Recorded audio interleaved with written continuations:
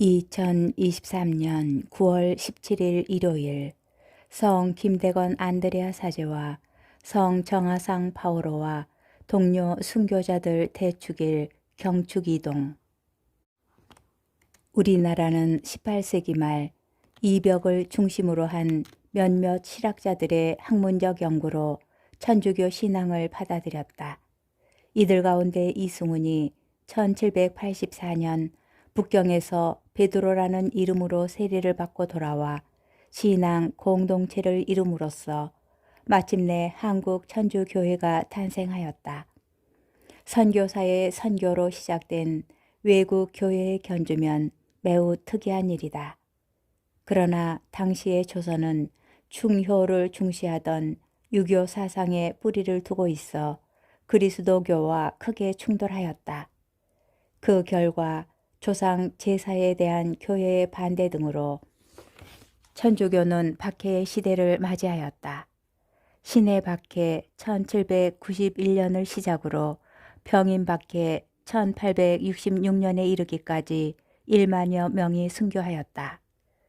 성 요한 바오로 2세 교황은 한국 천주교회 200주년의 해인 1984년 우리나라를 방문하여 이 순교자들 가운데 한국인 최초의 사제 김대건 안드레아와 평신도 정하상 바오로를 비롯한 103위를 시성하였다.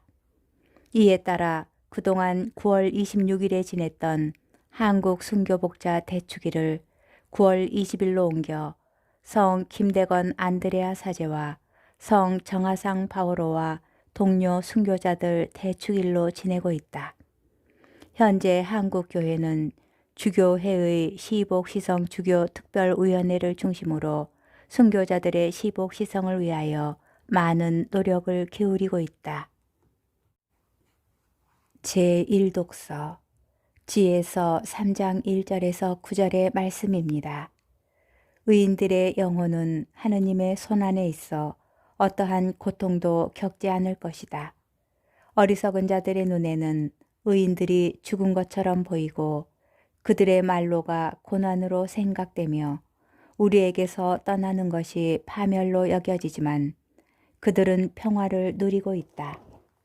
사람들이 보기에 의인들이 벌을 받는 것 같지만 그들은 불사의 희망으로 가득 차 있다. 그들은 단련을 조금 받은 뒤 은혜를 크게 얻을 것이다.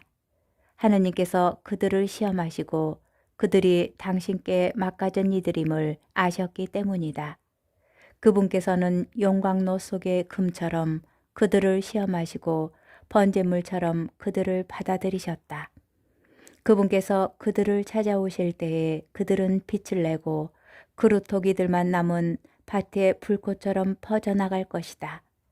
그들은 민족들을 통치하고 백성들을 지배할 것이며 주님께서는 그들을 영원히 다스리실 것이다. 주님을 신뢰하는 이들은 진리를 깨닫고 그분을 믿는 이들은 그분과 함께 사랑 속에 살 것이다.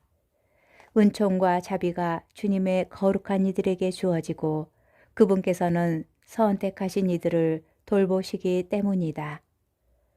주님의 말씀입니다.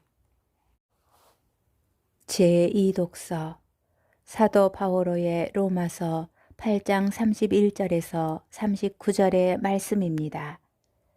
형제 여러분, 하느님께서 우리 편이신데 누가 우리를 대적하겠습니까? 당신의 친아드님마저 아끼지 않으시고 우리 모두를 위하여 내어주신 분께서 어찌 그 아드님과 함께 모든 것을 우리에게 베풀어 주지 않으시겠습니까? 하느님께 선택된 이들을 누가 고발할 수 있겠습니까? 그들을 의롭게 해주시는 분은 하느님이십니다. 누가 그들을 단죄할 수 있겠습니까? 돌아가셨다가 참으로 되살아나신 분, 또 하느님의 오른쪽에 앉아 계신 분, 그리고 우리를 위하여 간구해 주시는 분이 바로 그리스도 예수님이십니다. 무엇이 우리를 그리스도의 사랑에서 갈라놓을 수 있겠습니까? 환난입니까? 역경입니까? 박해입니까? 굶주림입니까? 헐벗음입니까? 위험입니까? 칼입니까? 이는 성경에 기록된 그대로입니다. 저희는 온종일 당신 때문에 살해되며 도살될 양처럼 여겨집니다. 그러나 우리는 우리를 사랑해 주신 분의 도움에 힘입어 이 모든 것을 이겨내고도 남습니다. 나는 확신합니다. 죽음도 삶도 천사도 권세도 현재의 것도 미래의 것도 권능도 저 높은 곳도 저 깊은 곳도 그 밖에 어떠한 피조물도 우리 주 그리스도 예수님에게서 드러난 하느님의 사랑에서 우리를 떼어놓을 수 없습니다. 주님의 말씀입니다. 복음, 루카복음 9장 23절에서 26절의 말씀입니다. 그때 예수님께서 모든 사람에게 말씀하셨다. 누구든지 내 뒤를 따라오려면 자신을 버리고 날마다 제 십자가를 지고 나를 따라야 한다. 정녕 자기 목숨을 구하려는 사람은 목숨을 잃을 것이고 나 때문에 자기 목숨을 잃는 그 사람은 목숨을 구할 것이다. 세상이 온 세상을 얻고도 자기 자신을 잃거나 해치게 되면 무슨 소용이 있느냐. 누구든지 나와 내 말을 부끄럽게 여기면 사람의 아들도 자기의 영광과 아버지와 거룩한 천사들의 영광에 쌓여올 때에 그를 부끄럽게 여길 것이다. 주님의 말씀입니다. 오늘의 묵상. 오늘 우리는 백사무의 순교 성인을 비롯하여 한국교회의 자랑스러운 신앙 선조들을 기리는 대축일을 지냅니다. 많은 분이 김대건 신부님의 일대기를 그린 영화 탄생을 보았으리라 생각합니다. 이 영화에서 죽음을 앞둔 순교자들이 보여준 기괴와 의연한 모습은 무척 인상적이었습니다. 그들은 순교의 때를 오히려 영광과 축복의 시간으로 받아들였습니다. 특히 김대건 신부님의 참수 장면에서 망나니들이 칼춤을 추는 가운데 천주님에 대한 신앙을 고백하며 하늘나라의 행복을 노래하던 신부님은 죽음을 눈앞에 둔 사람이 맞나 싶을 정도로 의연하여 보였습니다. 도대체 그런 용기와 당당함은 어디서 나오는 것일까? 영화를 보는 내내 자문하지 않을 수 없었습니다. 정녕 자기 목숨을 구하려는 사람은 목숨을 잃을 것이고 나 때문에 자기 목숨을 잃는 사람은 목숨을 구할 것이다.